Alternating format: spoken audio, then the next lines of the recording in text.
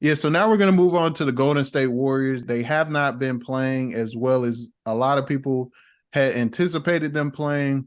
They had that rough part of the beginning of the season. They've been missing players due to injury and also suspension, and things just don't seem to click.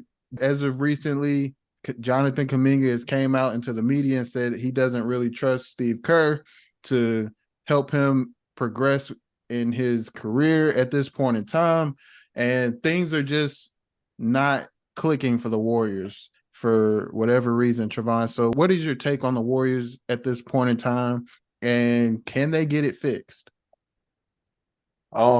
Yeah, that's probably one of the most alarming things I've really seen from a team is a player mid-season saying they don't believe in their coach to help them, especially from a young player, Kaminga, who has shown a lot of bright spots, who has played very well as of late. I've been very impressed with him. This is probably what you were to expect from him in his first two NBA seasons. And for him to finally have the consistent production that he's been given, and for the coach, like kind of similar to Darvin Ham, a lot of people get on Steve Kerr's rotation decisions. I've seen it a lot with whether it's sitting Steph out in key moments or just not going back to the role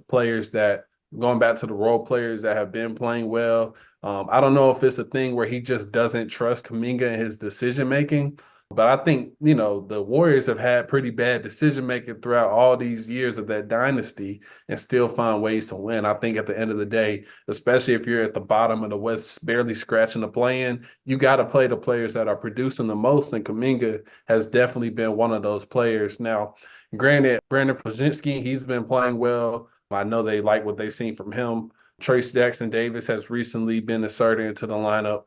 It's just like you got to find minutes for Kaminga.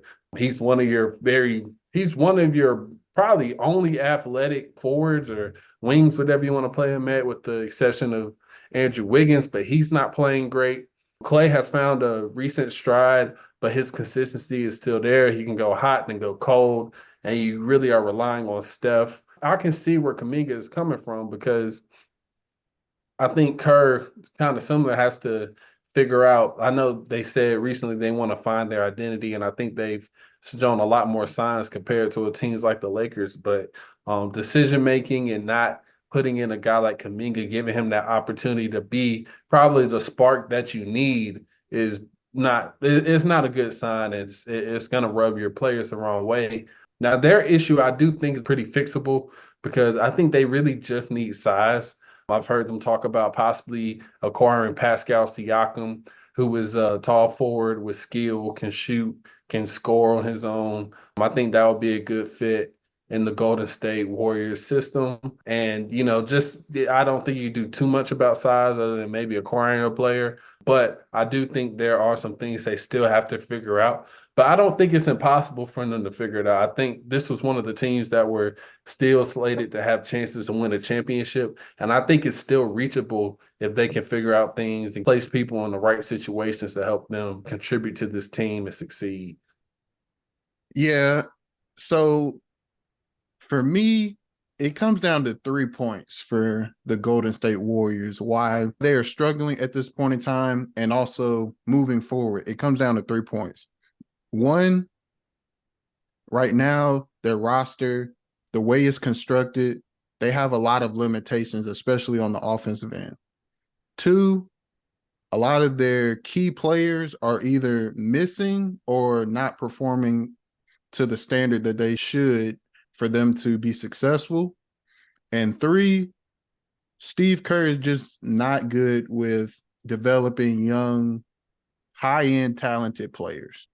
So that's what it comes down to. On offense, they are really limited, especially with other scores, specifically shooting. Other than Clay and Steph, the Lakers, especially in the playoffs last year, they showed how you can basically limit the Warriors on offense and force Steph into situations where he has to go on these crazy scoring tears just for the Warriors to survive. Limitations on offense have really been a reason why when you say that in the past the Warriors could be lackadaisical on offense with turnovers or making mistakes, they will always have the talent and the players around their core guys to where it didn't matter. If they made those mistakes, they could always come back, right? Now you don't have that.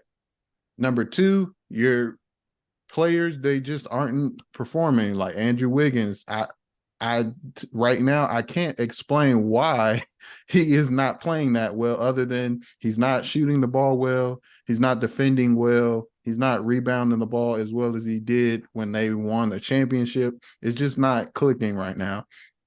Klay Thompson struggled early on in the beginning of the season. He's done better now over the last 10 games. He shot close to like 40%. I think it's like 39 point something from the 3-point line. And then he's shooting better from the field as well. And I think he is averaging like 18 points a game over the last 10 games or something like that.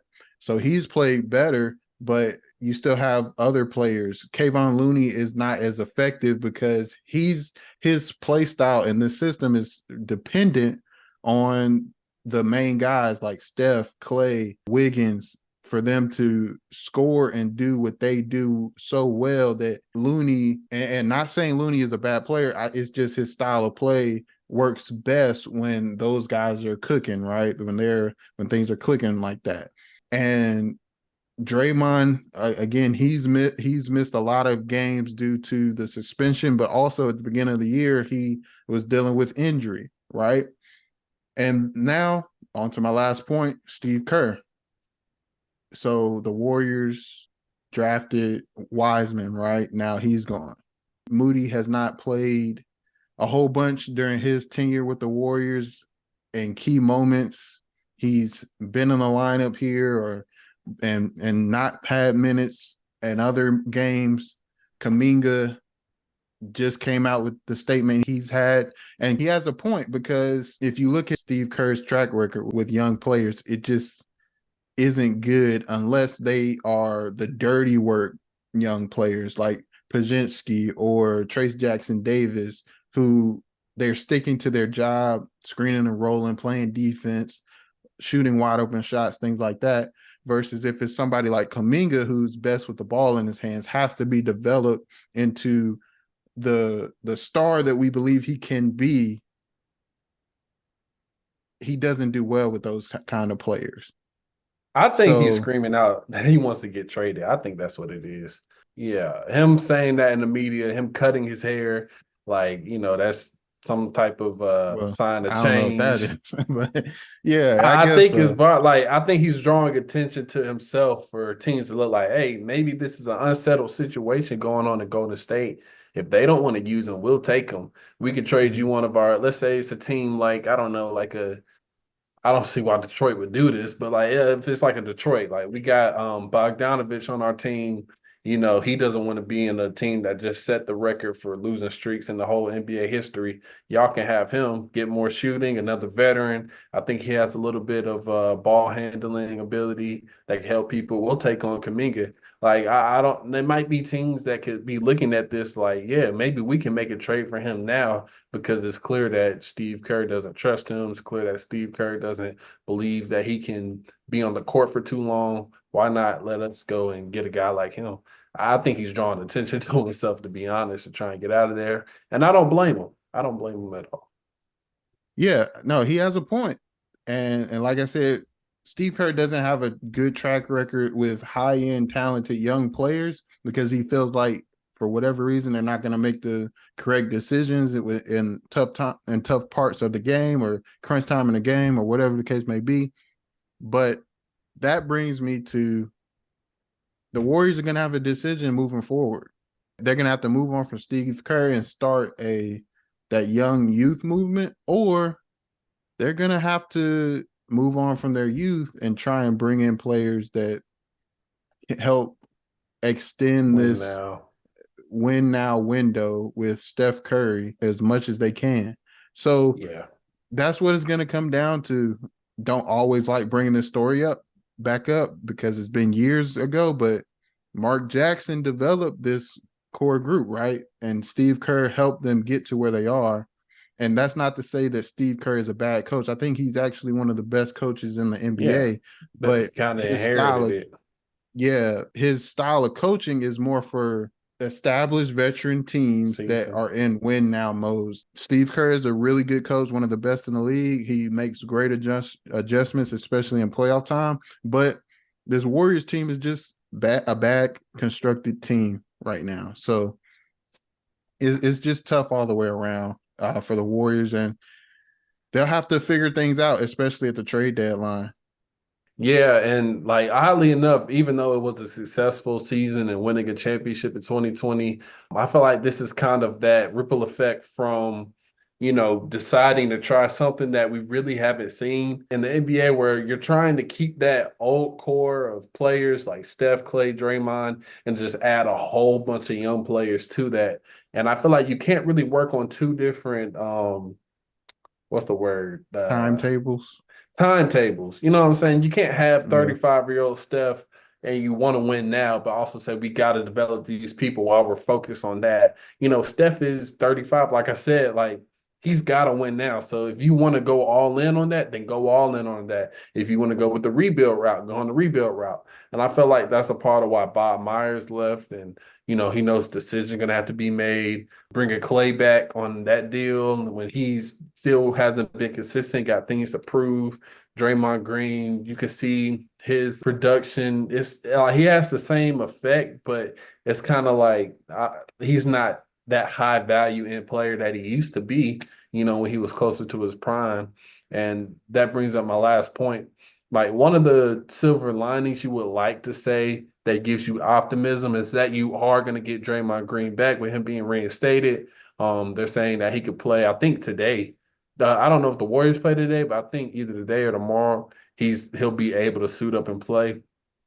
But are you going to get that same Draymond Green back, who was the enforcer, talking crazy, not afraid of attack, even though he's got I don't know how many, or is he going to be kind of a peeled back version where that you may not feel that same effect, or he may not be as physical, or he may not, go at the other team. And when teams are gonna try to aggravate him and get him to continue to do the things that he does, how is he going to be able to respond? Is he going to be able to ignore that and keep playing while keeping that same intensity? Is he going to be afraid of the refs looking at him a certain way? I just feel like Draymond has really brought these clouds over this team, especially in these past two seasons. Punching Jordan Poole, and then all the antics that he's done over this season, and not to include all the stuff he's done his whole career to get thrown out, to get texts, get ejected. I think that's another factor, and this could kind of settle itself out, or I think this thing could kind of become a dumpster fire in the Bay Area. But they're veterans; they've seen a lot worse. We're just gonna have to see how things are handled in Golden State. You make really good points, especially with deciding which timetable you're going to choose, because you can't stay in the middle. It is super difficult, especially in the NBA, to try and win now and also develop players at the same time. It's just super difficult to do that. So, with that being said, this core group, Steph, Clay, Draymond, and the Warriors, they still have juice left in them. It's not, I'm not going to say it's a whole bunch, because they're getting older and performance hasn't been the same. We're just going to be honest about it. So, how you handle this latter part of this core group and this dynasty, that's going to be interesting to see how they do that. Now, for me, I think I would want to maximize Steph's window as much as possible. That's not to say that young players like Jonathan Kuminga are not good. I believe Jonathan Kuminga has star capability. I think he can be a really good player in this league. And I think he Utilize him as has an asset. all-star. Yeah, I think he has all-star ability. But I do not think his ceiling is going to be as high as a player like Steph's. I don't think he's going to be the best player on a championship team. That's just me, and not trying to cap it, because I can be wrong and he can turn into something like that. But I just don't think it's going to be to the level that's a player like Steph is at, or a player like Jokic or Giannis, or one of those players is at. I think he can be a really good all-star level player. So with that being said, I think you can move on from him and use him as an asset to try and bring players in that can help you win now. And there's been players like Pascal Siakam that have been thrown around, or Lauri Markkanen and things like that. So that's the direction I would go in. But like you said, you can't be in that middle part, because it's really hard to do that and be successful in either timetables.